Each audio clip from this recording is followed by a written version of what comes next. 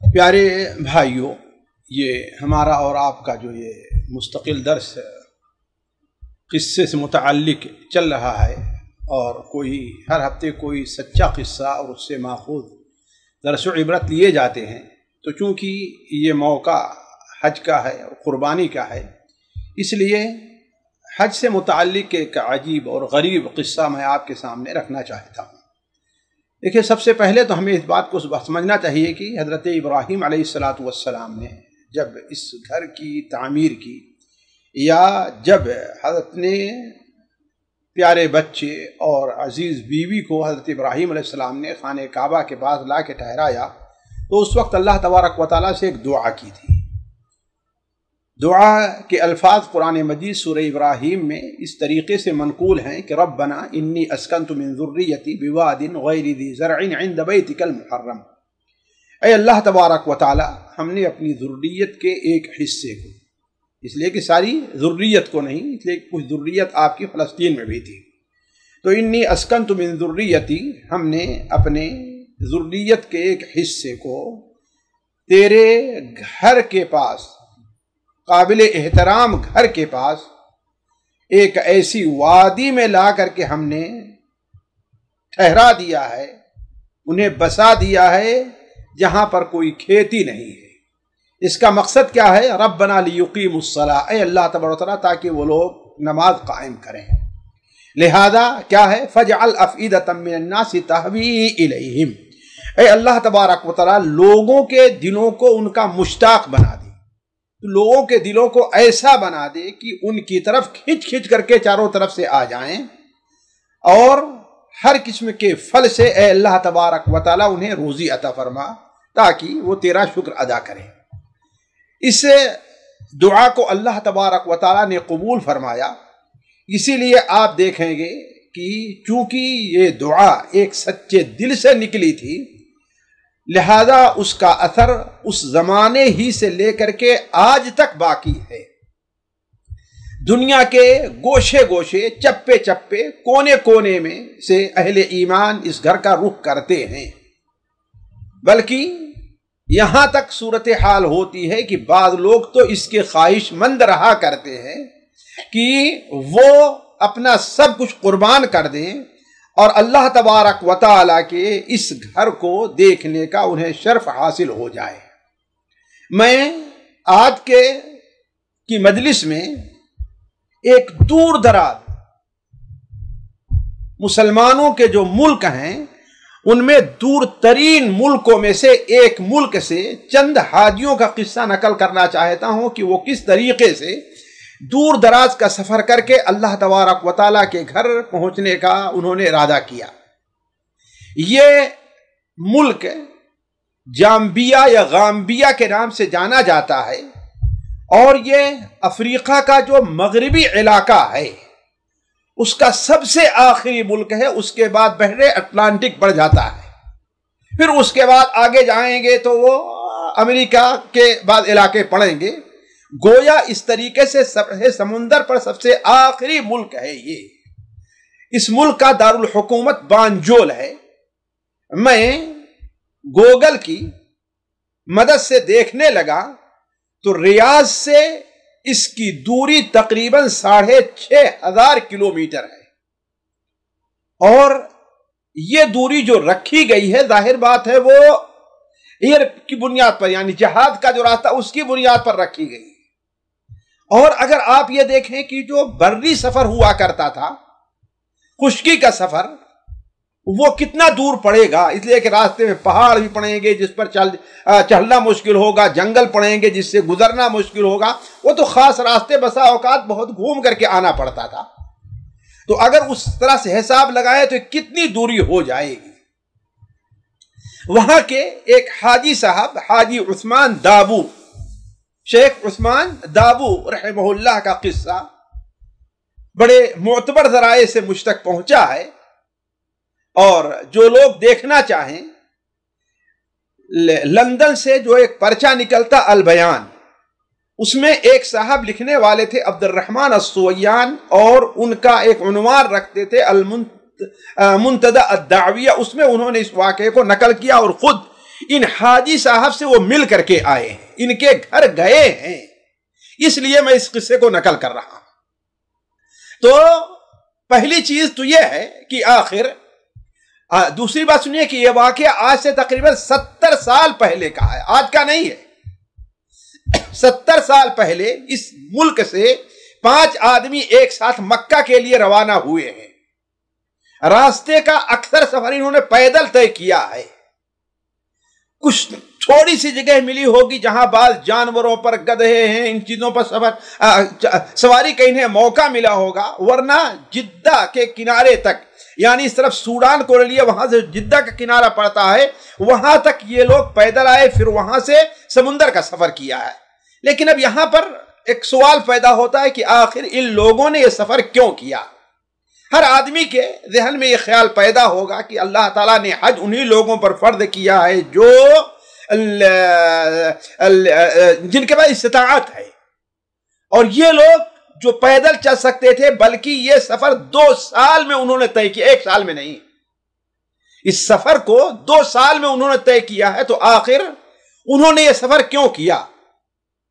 تو جب قصہ لکھنے والے نے حاجی صاحب سے یہ واقعہ پوچھا تو وہ بیان کرتے ہیں کہ ایک بار ہم لوگ اپنے چند ساتھی بیٹھے ذکر کر رہے تھے، حضرت ابراہیم علیہ السلام کا ذکر آیا، ان کا قصہ آپس میں بیان کرنے لگے کہ حضرت ابراہیم علیہ السلام نے کس قدر پریشانی برداشت کی ہے کہ ایک ایسی وادی جہاں پر گھاس پوس نام کی کوئی چیز نہیں ہے، پانی کا وہاں پر گزر تک نہیں تھا، پانی وہاں پایا نہیں جاتا تھا، وہاں کوئی آبادی نہیں تھی، اور پہاڑ گرم اتنے تھے کہ وہاں پر رہائش مشکل ہو جاتی تھی۔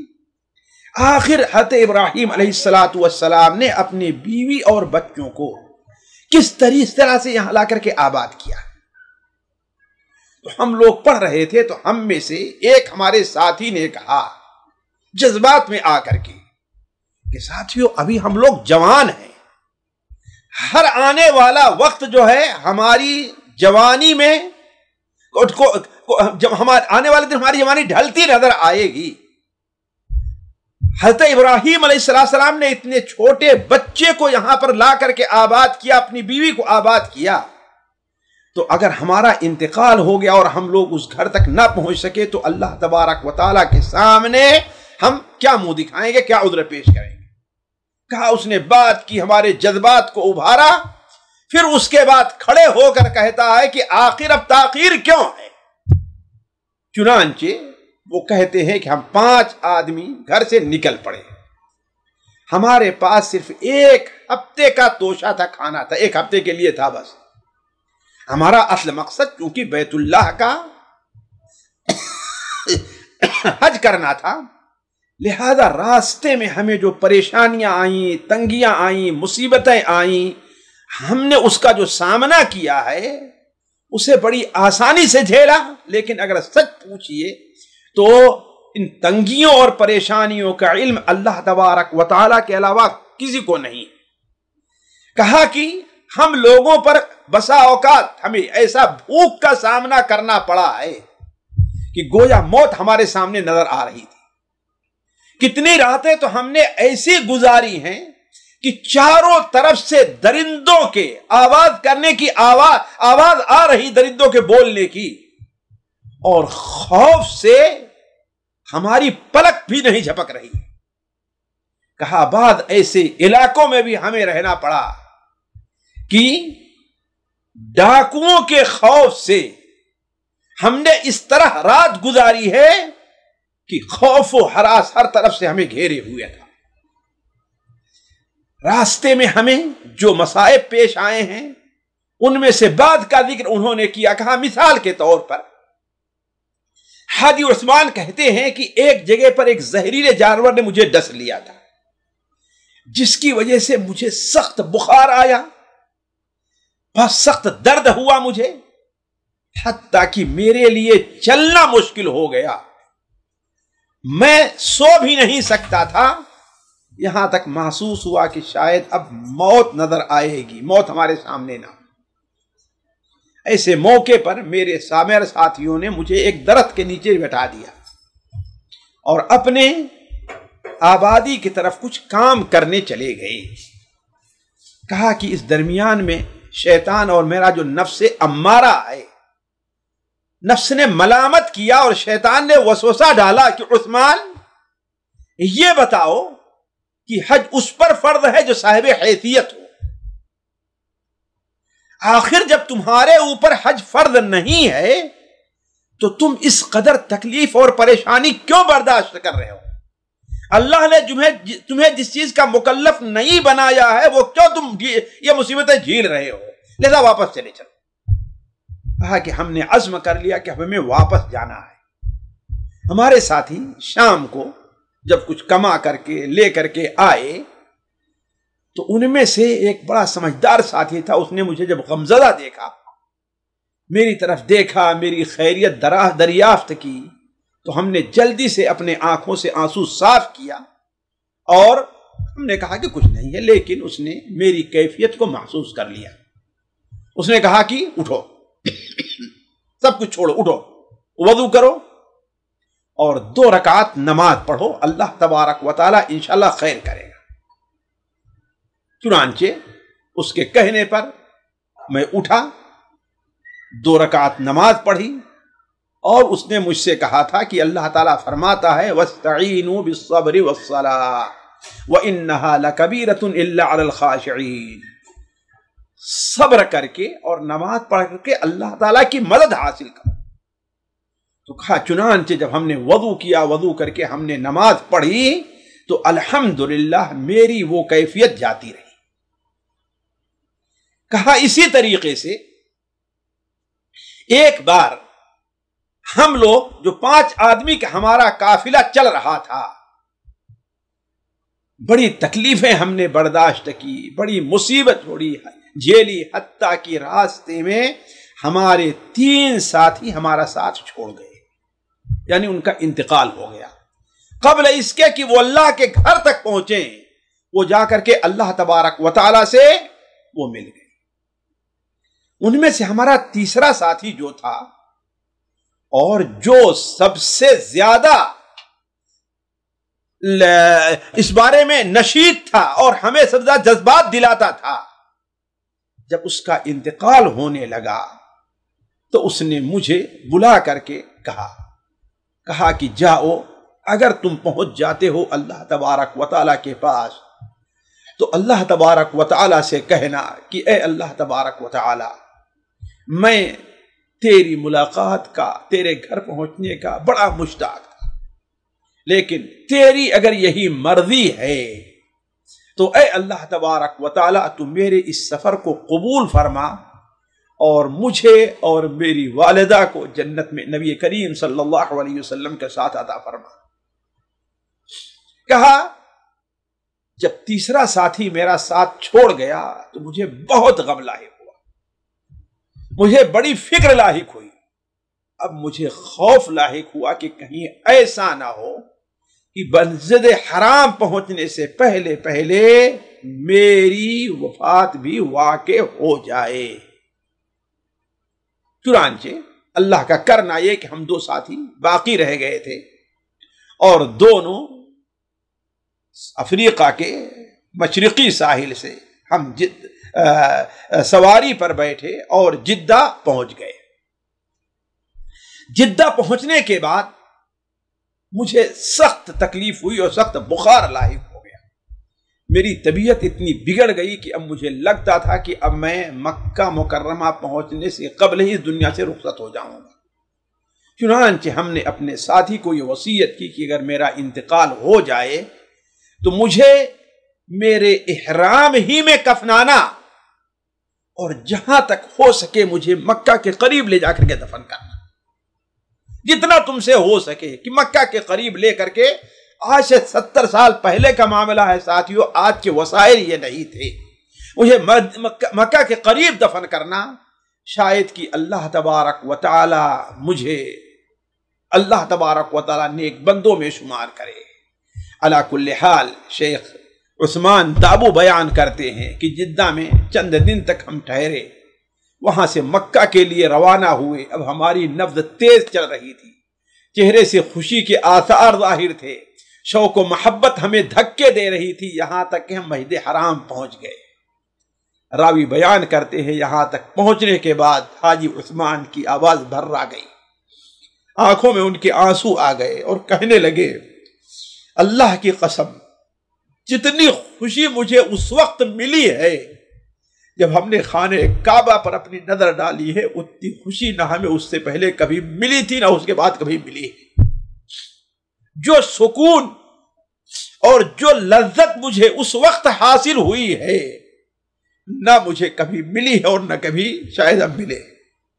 کہا کہ مجھ سے برداشت نہیں ہوا اور سیدھے خانہ کعبہ پر نظر پڑتے ہی میں سجدے میں گر گیا اور پھوٹ پھوٹ کر کے اس طریقے سے رونے لگا کہ گویا میری کوئی بڑی عظیم چیز غائب ہو گئی ہے۔ جیسے شاعر کہتا ہے ساتھیو، جو آتا ہے خوشی کی انتہا پر، بہت روئے تھے اس آنسو کے خاطر۔ علی کل حال خانہ کعبہ پہنچ کر کے ہم نے اس کا طواف کیا اور اپنا عمرہ پہلے مکمل کیا، پھر حج کا موسم آیا تو حج کا موسم کیا، عہد کیا اپنا۔ اللہ تبارک و تعالیٰ کی اس نعمت پر ہم نے اپنا شکر قبول کیا کہ اللہ تعالیٰ میری اس نیکی کو قبول فرمائے، اور میرے جو ساتھی یہاں پہنچنے سے پہلے میرے 3 ساتھی، ہم 2 پہنچے تھے، 3 جو ہے راستے میں انتقال ہو گیا تھا، اے اللہ تبارک و تعالیٰ انہیں اپنے پاس اور اپنے نیک بندوں کے ساتھ اے اللہ تعالیٰ ہمیں وہ جنت کے اندر اور ہمیں اور انہیں اعلیٰ مقام عطا فرمائے۔ ساتھیو، یہ ایک قصہ ہے جو واقعی قصہ ہے، اس سے ہمیں اب دیکھنا ہے کہ ہمیں اس سے کیا سبق لینا چاہیے۔ پہلی چیز یہ ہے کہ حضرت ابراہیم علیہ السلام کی دعا کی قبولیت کی، اللہ تعالیٰ نے ان کی دعا قبول فرمائی۔ حضرت ابراہیم علیہ السلام نے یہ دعا کی تھی فَجْعَلْ أَفْئِدَةً مِّنَ النَّاسِ، پس تو کچھ لوگوں کے دلوں کو ان کی طرف مائل کر دے۔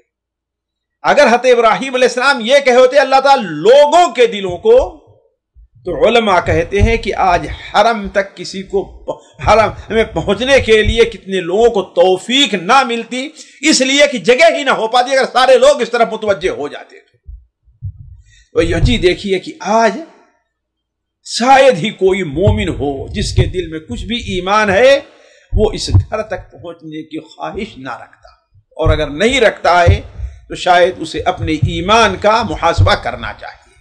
دوسرا فائدہ، ان لوگوں کے لیے عبرت ہے جو لوگ حج کی استطاعت رکھتے ہوئے دنیاوی ضرورت کا بہانہ کر کے اسے مؤخر کر دیتے ہیں۔ حتیٰ کہ ساتھیوں بعض لوگ اس لیے بھی مؤخر کر دیتے ہیں کہ میں اس سال حج نہیں کروں گا، آئندہ سال میرے والد والدہ آئیں گے ان کے ساتھ حج کروں گا۔ یہ عذر حج کو مؤخر کرنے کے لیے نہیں ہے، بعض ایسے لوگ بھی ہیں کہ آئندہ کی امید رکھتے رہے، موقع ملا اور نہیں کر سکے۔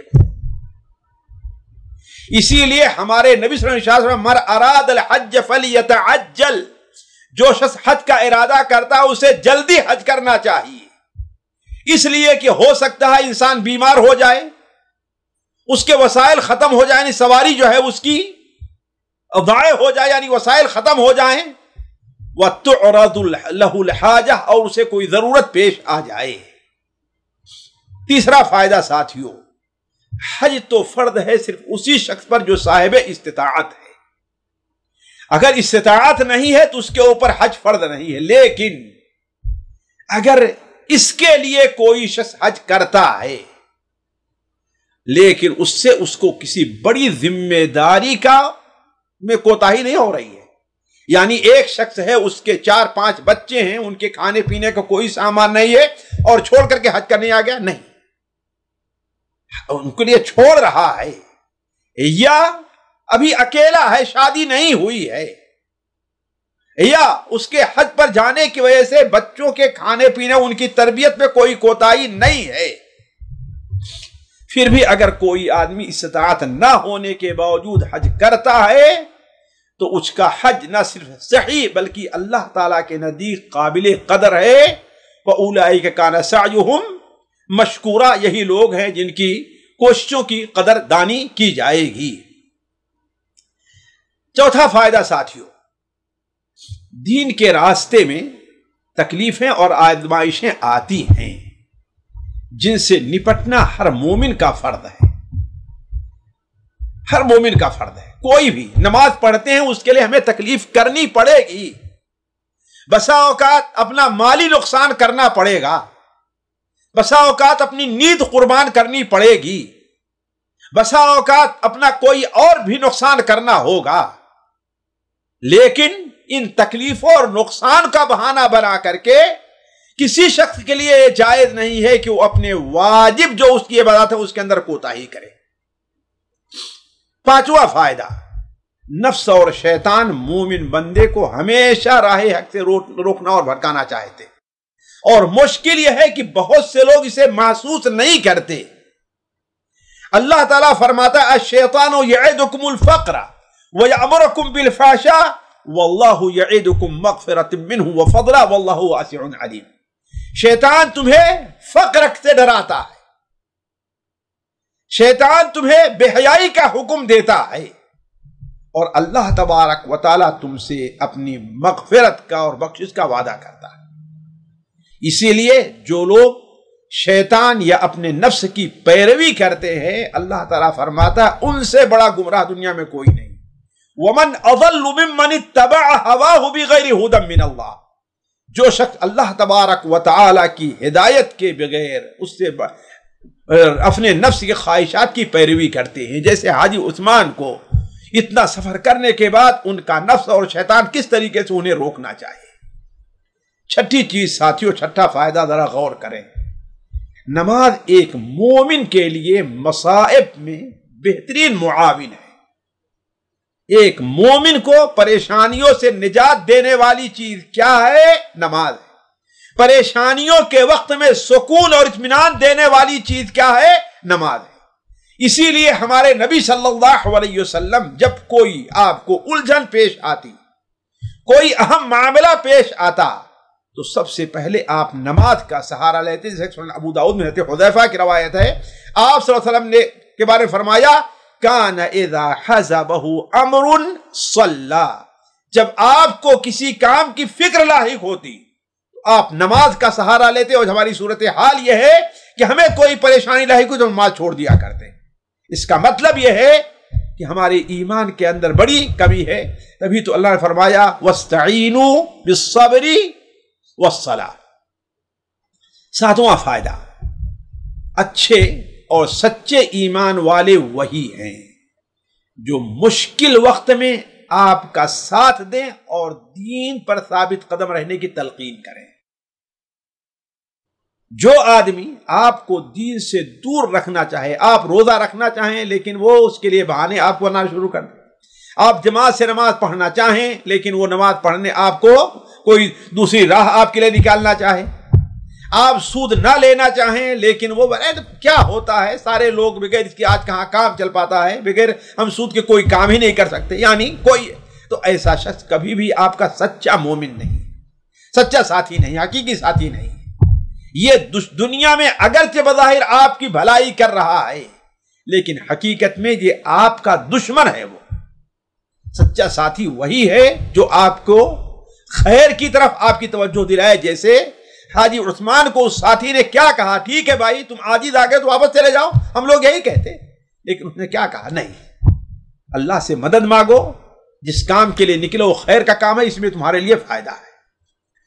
ساتھیوں، اسی طریقے سے کسی چیز کی اگر سچی محبت انسان کے دل میں پائی جائے، بندہ کی سچی محبت کرتا ہو تو اس کے راستے میں ہر مصیبت و پریشانی جھیل لیتا ہے وہ، اور محبت ہر مصیبت اور پریشانی کو آسان بنا دیتی۔ ذرا غور کریں آپ، اللہ کے رسول صلی اللہ علیہ وسلم نماز میں جب کھڑے ہوتے تو آپ کے پاؤں میں ورم آ جاتا۔ ساتھ ذرا سوچیں، 5 پارے تک تقریباً بسا اوقات آپ ایک رکعت میں پڑھا کرتے تھے، ذرا سوچیں کتنی دیر لگتی ہوگی، سوچیں آپ، لیکن اسے آپ کتنی خوشی سے برداشت کر لیتے تھے، کیوں؟ چونکہ اللہ تعالیٰ سے اور اس نماز سے محبت تھی آپ کو، اس لیے یہ چیز۔ آج نماز ہمارے اوپر کیوں بھاری پڑتی ہے، مسجد میں بیٹھنا ہمارے اوپر کیوں بھاری پڑتا ہے؟ اس لیے کہ ہمیں اس سے محبت نہیں ہے، اور باہر دھوپ میں کام کرنا، دھوپ صحرا سخت ٹھنڈی ہوائیں چلتی رہتی ہیں، وہ سب ہم کیوں برداشت کرتے ہیں؟ اس لیے کہ ہمیں پیسے کی محبت ہے۔ یہی محبت اگر ہمیں اللہ سے ہو اور نماز سے ہو، اللہ کے راستے میں صدقہ کرنے سے ہو، تو ساری چیزیں ہمارے لیے آسان ہو جائیں گی۔ جیسے اللہ کے گھر سے سچی محبت نے ان 5 ساتھیوں کو کس طریقے سے ابھارا، ان میں سے 2 کامیاب ہو پائے اور 3 راستے میں، بلکہ میں سمجھتا ہوں 3 جن کا انتقال راستے میں ہوا سب سے بڑے کامیاب ہوا۔ اللہ کے ہاں جتنی بڑی کامیابی ان کے لیے لکھی گئی ہوگی، کسی اور کے لیے شاید نہ لکھی جائے۔ خیر ساتھیوں، باتیں تو بہت ہیں، لیکن آخری چیز جو ہے، ہمارے بزرگوں نے ذرا دیکھیں کہ حج کے لیے کس قدر قربانیاں برداشت کی۔ یہ ہم نے یہ واقعہ ایک افریقہ چونکہ بہت دور کا ہے، اس لیے اس کو ہم نے پیش کیا، ورنہ ہمارے یہاں کے لوگ بھی کس طریقے سے تکلیفیں برداشت کر رہے تھے۔ ہمارے سامنے بعض سی چیزیں ہیں بیان کرنے کی، لیکن وقت نہیں کہ میں آپ کے سامنے بیان کروں۔ یہ تو قصے کا ہم نے اس لیے انتخاب کیا ہے کہ ہمارے یہاں ہم کتنا 3000 3500 اتنے کلومیٹر پڑتا ہوگا، گھوم کے آئیں گے 4000 کلومیٹر پڑے گا، لیکن یہ صرف ہوائی سفر ان کا کتنا ہے، 6500 کلومیٹر ہے۔ اب جب پیدل آئے ہیں تو کتنا سفر کرنا پڑا ہوگا، خود ہی سوچئے۔ 2 سال جو ہے انہیں لگے ہیں یہاں پہنچتے ہوئے، اور ہمارے یہاں سے لوگ 6 مہینے میں آتے تھے، اور 6 مہینہ ان کو واپس، یعنی سال بھر میں وہ حج کر کے واپس بھی چلے جایا کرتے تھے۔ اور ہمارے یہاں کی جو سہولیات تھی، افریقہ کے جنگلوں میں، افریقہ کے صحراؤں میں یہ سہولیات نہیں ہیں، اس لیے ہم نے اس قصے کا انتخاب کیا ہے۔ اور آخری چیز یہ ہے کہ کسی بھی نعمت حاصل ہونے پر اللہ تبارک تعالیٰ کے لیے بندے کو سجدہ کرنا چاہیے۔ لوگ سمجھتے ہیں کہ نماز پڑھا جائے، نہیں، سجدے شکر کیا ہے؟ جب وہ ہو فوراً انسان سجدے کے اندر گر جائے، جیسا کہ اللہ کے رسول صلی اللہ علیہ وسلم کے بارے میں ہے کہ اذا سرہ امر خر ساجدا، جب آپ صلی اللہ علیہ وسلم کو کوئی خوشی ہوتی تو آپ سجدے میں فوراً گر جایا کرتے تھے۔ اللہ تعالیٰ سے دعا ہے کہ اللہ تعالیٰ ہمارے اور آپ کے دل میں اس گھر کی اور اس گھر کی زیارت کی اہمیت ڈال دے۔ اللہ تبارک تعالیٰ ہمیں اس گھر کی قدر کرنے کی توفیق عطا فرمائے۔ سبحانک اللہم و بحمدک، اشہد ان لا الہ الا انت، استغفرک و اتوب الیک۔ سامعین کرام، ہمارے علمی اور عوامی دروس اور سوال و جواب کی مجلسوں سے آپ خود بھی مستفید ہوں اور اپنے دوست و احباب کے ساتھ بھی شیئر کریں۔ عین ممکن ہے کہ آپ کے شیئر سے کسی کی اصلاح اور آپ کے لیے صدقہ جاریہ بن جائے۔ واٹس ایپ پر اسلامک میسج حاصل کرنے کے لیے نمبر نوٹ فرمائیں: یعقوب عزیز 00966 5089 59707۔ واٹس ایپ سوال جو آپ گروپ میں ایڈ ہونے کے لیے نمبر نوٹ فرمائیں: عبدالسلام عمری 00966 502627 622۔ نمبر بھیجتے ہوئے نام اور پتہ ضرور لکھیں۔